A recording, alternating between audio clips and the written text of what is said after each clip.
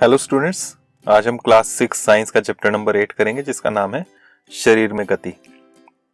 तो यहाँ शरीर में गति या चलना फिरना मूवमेंट कहाँ कहाँ से होती है, किस प्रकार होती है, वो हमने देखना है। पहले हम मानव के शरीर की बात करेंगे और बाद में कुछ अलग अलग जंतुओं की भी बात करेंगे और देखेंगे शरीर में गति किस प्रकार से होती है। तो सबसे पहले यहाँ पर ये एक एक्टिविटी है।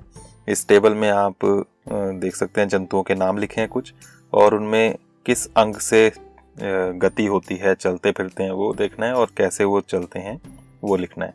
सबसे पहले यहाँ गाय लिखा है, गाय पैरों से चलती है तो उसमें पैर लिखा है और आगे लिखा है चलती है। मनुष्य में भी यही आएगा। सांप जो है वो पूरे शरीर से, आपने देखा होगा सांप रेंगता है तो पूरा शरीर उसका चलने के लिए हेल्प करता है, और वही आगे सामने रेंग कर। पक्षी कैसे चलते हैं, तो उसमें दो तरह का उसकी गति लिख सकते हैं आप। एक पैरों से चलते हैं तो पैर भी आगे चलते हैं, और दूसरा पंख से भी होता है, पंख से वो उड़ते हैं। तो इस तरह से यहाँ पर आप अलग अलग जंतुओं के चलने में कौन कौन से अंग हेल्प करते हैं और कैसे वो चलते हैं वो आप लिख सकते हैं यहाँ पर। और उसके बाद यहाँ पर जो मेन पॉइंट है वो ये है मानव शरीर और इसकी गतियाँ। मानव का शरीर जो है वो किस प्रकार गति करता है, शरीर के कौन कौन से अंग गति करते हैं वो हमने देखना है। तो इसमें हम सबसे पहले ये टेबल देख लेते हैं। इसमें हमारे शरीर की गतियाँ हैं, शरीर के अलग अलग अंग हैं। यहाँ पर शरीर के अलग अलग अंगों के नाम लिखे हुए हैं और यहाँ गति लिखी है। गति में ये पहला है पूर्णतः घूमता है, पूरी तरह से घूमता है। दूसरा है अंशतः घूमता है या मुड़ता है, अंशतः मतलब थोड़ा सा। यहाँ है झुकता है, उठता है या बिल्कुल गति नहीं करता। नीचे बस टिक लगाने हैं या हाँ या नहीं लिख सकते हैं आप। गर्दन आप जानते हैं, आप अपनी गर्दन घुमाकर देख सकते हैं। तो पूरी नहीं घूमती है कि पूरा पीछे की तरफ मुड़ जाए, लेकिन थोड़ी घूमती है, अंशतः घूमती है, तो इसलिए यहाँ पर लिखा है हाँ। झुकता है, उठता है, गति नहीं करता है, उस हिसाब से भी आप लिख सकते हैं। तो गर्दन में भी झुक भी सकती है, उठ भी सकती है, तो यहाँ भी आप टिक लगा सकते हैं। उसके बाद है कलाई। हमारे हाथ की जो कलाई है उसको आप देख सकते हैं, तो वो भी घूमती है कि नहीं पूरी तरह से, या अंशतः झुकती है, उठती है। तो यहाँ पर अलग अलग हिस्सों के, शरीर के भागों के नाम लिखें और उनमें आपने सामने टिक लगाना है जिस तरह से वो गति करते हैं। जहाँ से भी हमारा शरीर गति करता है वहाँ पर हड्डियाँ होती हैं और हड्डियों के जोड़ होते हैं। हड्डियों को यहाँ पर अस्थि लिखेंगे शब्द। अस्थि हिंदी का ही शब्द है। अस्थि का मतलब है हड्डियाँ, और उनके जोड़ को हम कहते हैं संधि। जहाँ भी हड्डियों का जोड़ होगा वहीं से हम मूवमेंट या गति कर पाएंगे। तो ये संधि किस किस प्रकार की है वही हमने देखना है। अलग अलग प्रकार की हमारे शरीर में अस्थियां हैं, हड्डियां हैं, और उनकी जो जोड़ हैं वो हमने देखने हैं। संधियों की हम बात करेंगे। सबसे पहला यहाँ पर कंदुक खल्लिका संधि। इसे हम गेंद कटोरी जोड़ भी कह सकते हैं। यहाँ पर ये गेंद कटोरी जोड़ की बात की है। इसमें एक बॉल जैसी, ये इस तरह का आप बना सकते हैं। ये पीछे से कागज का बेलन सा पाइप सा बनाया, आगे एक बॉल जैसी रखी है और उसके ऊपर ये कटोरी की तरह रखा है। तो इस तरह से जब आप रखेंगे तो आप देख सकते हैं कि ये नीचे का जो सिरा है इसको आप चारों तरफ घुमा सकते हैं। तो इस तरह की जोड़ को कहते हैं कंदुक खल्लिका संधि या गेंद कटोरी जोड़। और ये कहाँ होता है, तो यहाँ पर इसका ये दिया हुआ है। हमारी जांघ की जो अस्थि होती है उसका जोड़ यहाँ पर इस तरह का होता है। इस वजह से ही हम अपनी टांग को घुमा सकते हैं, तो गोल घुमा सकते हैं, चारों तरफ घुमा सकते हैं। तो इस तरह के जोड़ को कंदुक खल्लिका संधि कहते हैं। इसी तरह का जोड़ हमारे कंधे पर भी होता है, तो इस वजह से हम अपनी बाजू को गोल घुमा पाते हैं कंधे से। तो इस तरह का जोड़ जो है इसे हम कंदुक खल्लिका संधि कह रहे हैं। दूसरा है यहाँ पर धुराग्र संधि। धुराग्र संधि क्या है, ये यहाँ पर होती है हमारी गर्दन की खोपड़ी से जो जोड़ होता है। यहाँ पर ये बीच में जो संधि होती है जहाँ पर ये जोड़ होता है उसको हम धुराग्र संधि कहते हैं। या आप अपनी गर्दन को घुमाएं तो आप देखेंगे कि ये जो है इस तरह, इसमें जो है ये गोल घूमती है। इसमें जो गति है ये अभी जो हमने टांग की और कंधे की गति की देखी हमने संधि, उसमें उससे थोड़ा अलग है। इसमें होता क्या है, इसमें बेलनाकार अस्थि छल्ले में घूमती है। उसमें बॉल जैसी थी और वो कटोरी जैसे में घूमती है।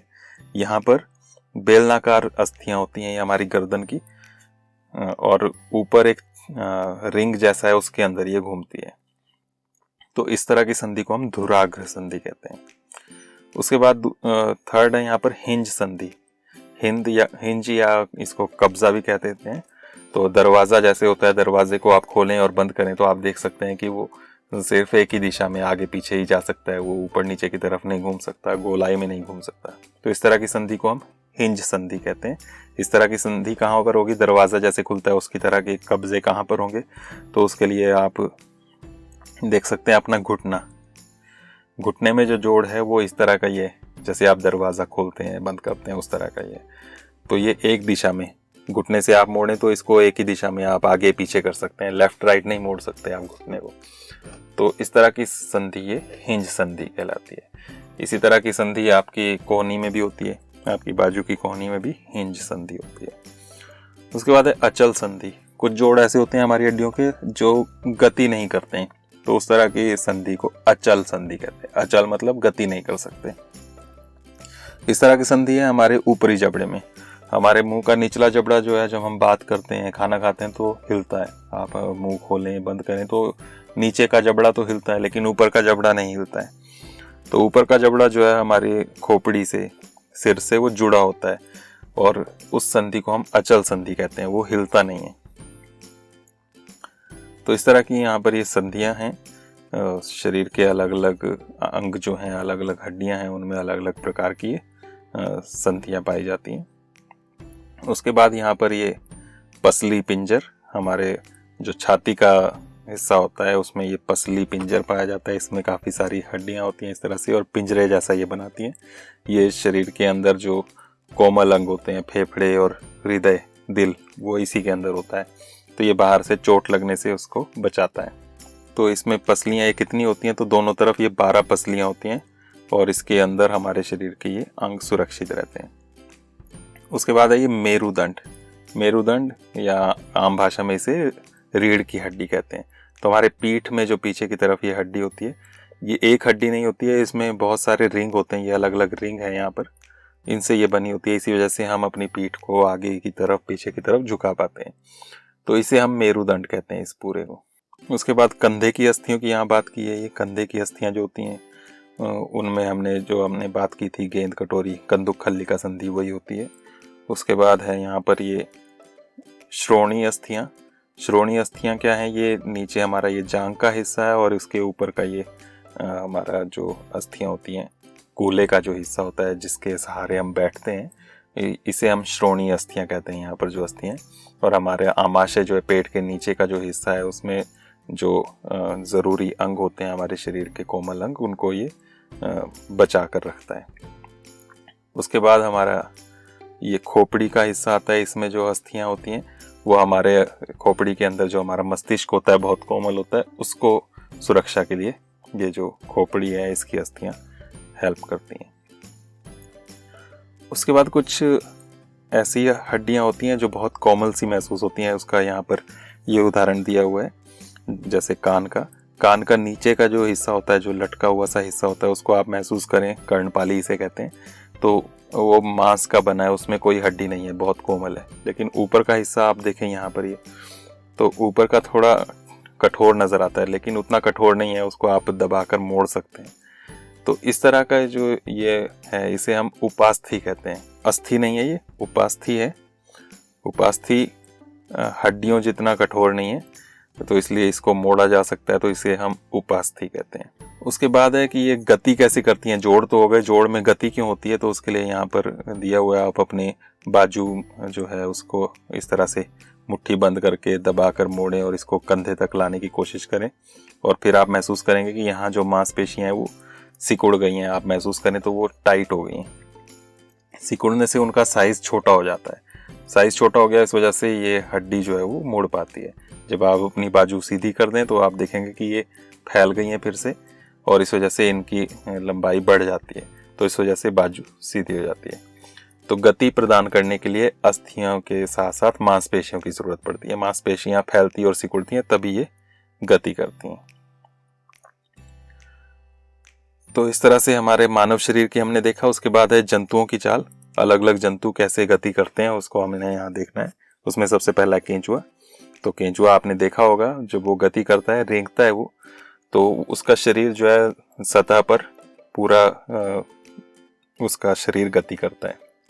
हमारी तरह पैर नहीं होते, जैसे बहुत सारे जानवरों के होते हैं उस तरह उसके पैर नहीं है, उसका पूरा शरीर रेंग कर गति करता है। तो उसको अगर नीचे से देखें तो उसमें आप देखेंगे कि उसका पूरा शरीर रिंग्स से बना हुआ है, नीचे रिंग जैसे नजर आएंगे उसके पूरे शरीर में, और उन्हीं के सहारे वो गति करता है। तो वही यहाँ पर दिया है, इसको आप थोड़ा सा पढ़ सकते हैं। उसके बाद है घोंघा, स्नेल।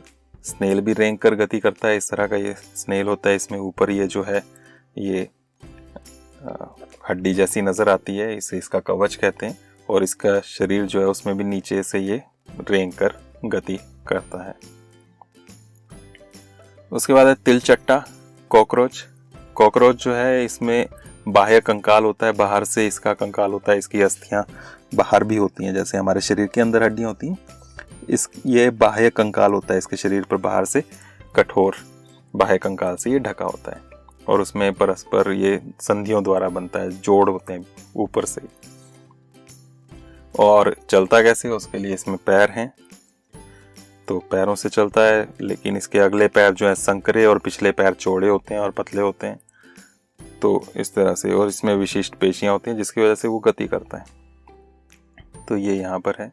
उसके बाद पक्षियों की बात है। पक्षी का यहाँ कंकाल ये दिया हुआ है। पक्षी में पिछले पैर तो ऐसे ही होते हैं जैसे ज़्यादातर जंतुओं के पैर होते हैं, उनसे वो चलता है, लेकिन अगले जो पैर होते हैं वो पंख के रूप में होते हैं इसके, तो वो पंख के रूप में होते हैं, साथ में ये पंख उड़ने में सहायता करते हैं। और इसकी हड्डियां जो है वो कठोर नहीं होती उतनी ज़्यादा, हल्की होती हैं लेकिन मजबूत होती हैं, तो इस वजह से, हल्की होने की वजह से ये आसानी से उड़ पाते हैं। उसके बाद मछली है। मछली के लिए, मछली में गति कैसे होती है उसको देखने के लिए यहाँ पर ये पहले एक कागज़ की नाव का एक क्रियाकलाप दिया है, एक्टिविटी। कागज़ की नाव बनाकर अगर पीछे से आप धकेलें इस तरह से, तो ये आसानी से तैरती है, पानी में चलती है, आगे की तरफ गति करती है। लेकिन इसको साइड से यहाँ से धकेलें तो दूसरी तरफ इसका जाना मुश्किल होता है। क्यों? क्योंकि उसकी चौड़ाई की दिशा में ये पानी का इस पर दबाव ज़्यादा पड़ता है। जिस तरफ से ये नुकीला है उस तरफ से आप धकेलेंगे तो पानी का दबाव कम पड़ेगा, तो आसानी से ये गति करता है पानी में। तो मछलियों का शरीर आप देखें तो वो भी इस तरह से होता है, गति करने की दिशा में ये आगे की तरफ इस तरह से नुकीला होता है। तो ये नुकीला है, इस वजह से ये आसानी से पानी को काटते हुए आसानी से पानी में गति कर पाते हैं। तो इस तरह की आकृति को धारा रेखीय आकृति कहते हैं, स्ट्रीम लाइन बोलते हैं इंग्लिश में। धारा रेखीय आकृति की वजह से ही ये आसानी से पानी में तैर पाती हैं। इनका जो पिछले पूंछ वाला हिस्सा होता है उससे ये दिशा बदलते हैं। यहाँ पर ये गति करने के लिए पिछला पूंछ का हिस्सा जो है आप इसको देख सकते हैं, इसमें ये हलचल होती है, ये लेफ्ट राइट ये मूव कर रही है इसकी पूंछ, तब ये आगे की तरफ गति कर पा रही है। तो पानी को ये पूंछ से धकेलते हुए गति करते हैं। उसके बाद यहाँ पर सर्प कैसे चलते हैं, सांप। तो सांप में गति जो है उसमें भी ये पूरा शरीर इसका फिसलता हुआ आगे चलता है। इसके शरीर में भी अंदर एक मेरुदंड होता है यहाँ से पूरा, जैसे हमारी रीढ़ की हड्डी होती है, लेकिन नीचे से इसमें वलय होते हैं, रिंग्स होते हैं, जैसे हम केंचुए की बात करते हैं, उन्हीं रिंग्स में ये गति होती है और उस वजह से ये इसका पूरा शरीर रेंगता हुआ आगे चलता है। तो ये यहाँ पर इस पूरे चैप्टर में था। अलग अलग जंतुओं में, खासकर मानव में किस तरह से गति होती है वो हमने देखा। इस चैप्टर का सारांश हमने क्या क्या यहाँ पर पढ़ा हुआ आप यहाँ पर पढ़ के देख सकते हैं, और बहुत सारे क्वेश्चन के आंसर्स यहीं पर मिल जाएंगे आपको। उसके बाद ये अभ्यास है, इसके क्वेश्चंस करने की कोशिश करें, और नेक्स्ट वीडियो में हम इसको फेयर में करेंगे। तो आज के लिए इतना ही, नेक्स्ट वीडियो में मिलते हैं।